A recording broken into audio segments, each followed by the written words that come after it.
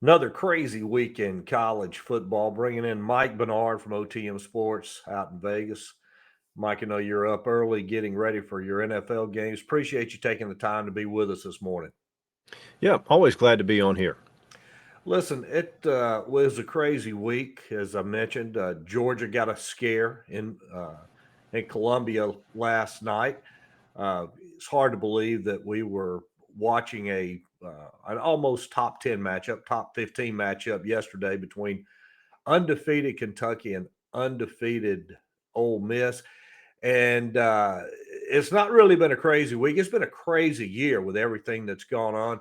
Now, I know you always talk about these future bets and prop bets and things like that for the Super Bowl. I would like, and I'm not a betting man, but I would have liked to go back in time and go out to the casinos in Vegas and say, okay, look, I want to place a bet that in October, TCU and Kansas are going to play each other in a football game, and they're both going to be undefeated, and college game day is going to be there.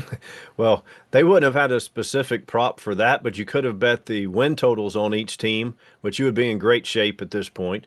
Much better shape than my Wisconsin futures that I bet because they've already got several losses. But yeah, it's been it's a whole different ball game now that you have all these transfers. Yeah, it is a different game with the transfers. Now you mentioned Wisconsin, and again they lost to Illinois yesterday. But listen, Brad Bielema, I'm kind of surprised he's got the Illini on a roll. Yeah, he does. He doesn't have the same talent of even a Wisconsin, which is, obviously his old team. They were fired up, but coach, they beat them 34-10. It wasn't, they were a touchdown underdog and they just ran over them. It was with ease. And another thing, talking about crazy, you've got Connecticut. They don't even want to play football anymore. They're hapless. They win. They beat Fresno State as a 23-point underdog. And then the other thing that was of note yesterday, a lot of key players were injured. Yeah, there were a lot of injuries, and that's going to be interesting to see how that plays out over the next couple of weeks. We've talked all year special teams, turnovers, unforced errors, those type things, and we saw those rear their ugly head yesterday. And then also this transfer portal, it's making a difference in distribution or maybe redistribution of talent. Now the elites are always going to be the elites, but it's making a big impact at right below the elite level. Let's just say that. Yeah, I looked at some stats yesterday or the day before. These weekends all run together. 3,000 players were in the portal last year. Now, good handicappers, we usually have an edge in early season games, but that edge has been diminished because now we have to watch a game or two and see how these transfers perform. Or even if they get significant playing time, look at Auburn. You've got the Texas A&M transfer. He's third string at Auburn. Yeah.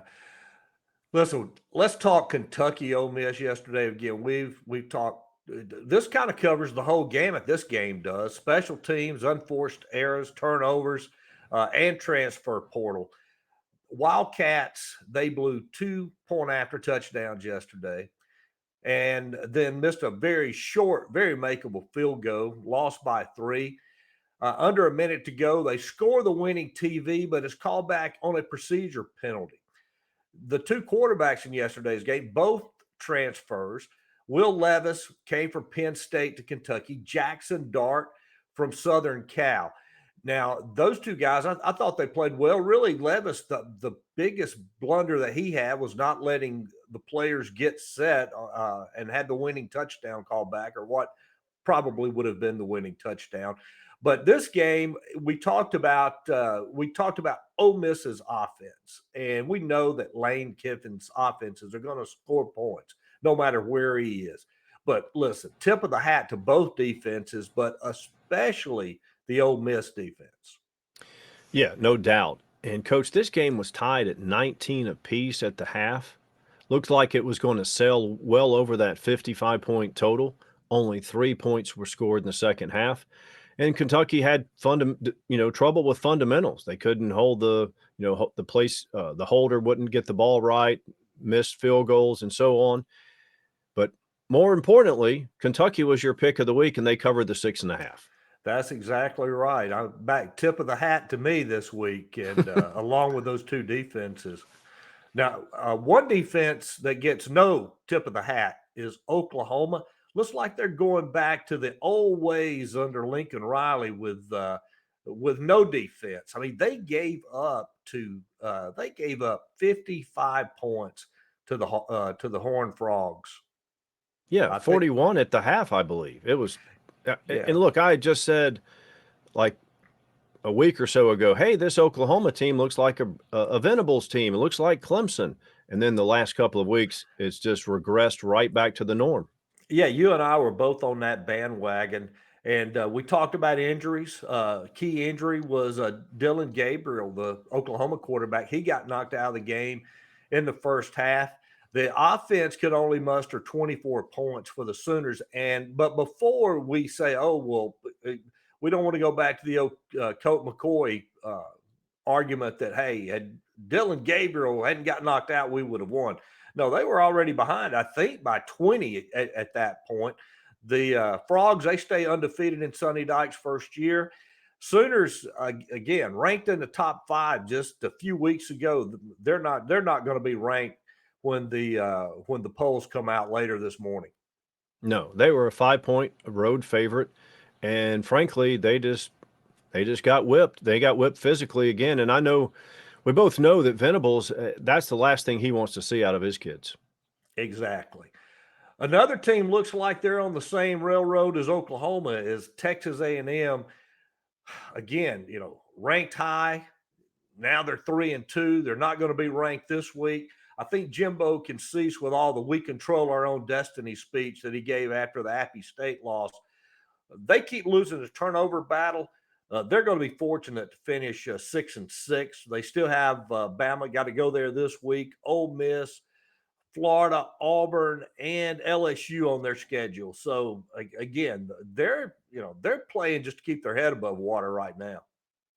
All the hype in the preseason. I was asked on several shows, hey, what about Texas A&M 25-1, 30-1 to win it all? And I was like, no, they're not even close. They can't win their division. And look, we know inflation's rampant, but you would think $95 million would get you more in College Station.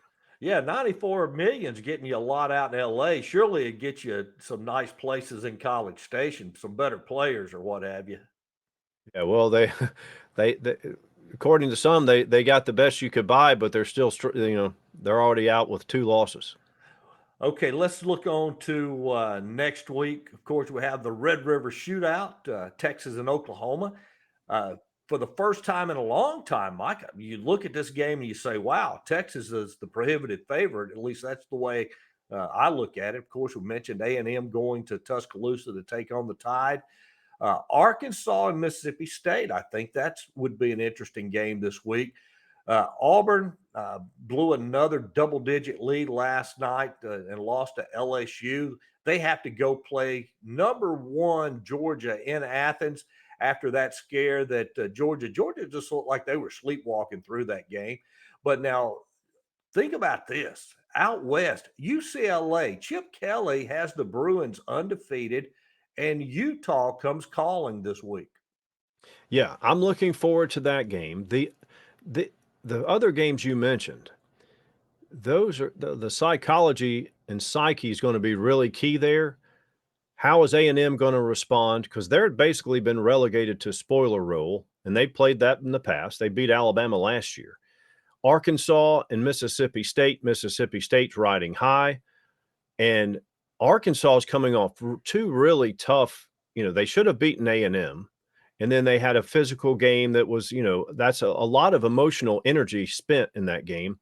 And then Auburn, Georgia, like you said, they sleptwalked. They were a 30-point favorite and barely won.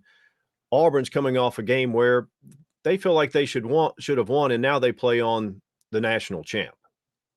Yeah, and of course mentioned Utah and UCLA out there. That's probably going to be a game I'm going to take a hard look at for my pick of the week. And before we go, though, I have to give it to Jim Harbaugh and the Wolverines. They went into Kinnick Stadium. They took care of business yesterday. They did, and I think most people, most handicappers were kind of split. A lot of people played the angle. I thought Iowa would keep it close, make it an ugly game. It was an ugly game. It stayed under, but Michigan did cover the line. But I think the difference there in our future handicapping, Kinnick Stadium at night is a much tougher venue than at 11 o'clock in the morning. No doubt, no doubt. I don't know many places that can be intimidating at 11 a.m. That's I'll just I'll Even just with have the pink locker room, right? even with the pink locker room. All right, Mike. We know you've got a busy Sunday left, so we're not going to keep you any longer. But as always, appreciate your time, and we will be talking with you again tomorrow. Outstanding. Thanks, Coach.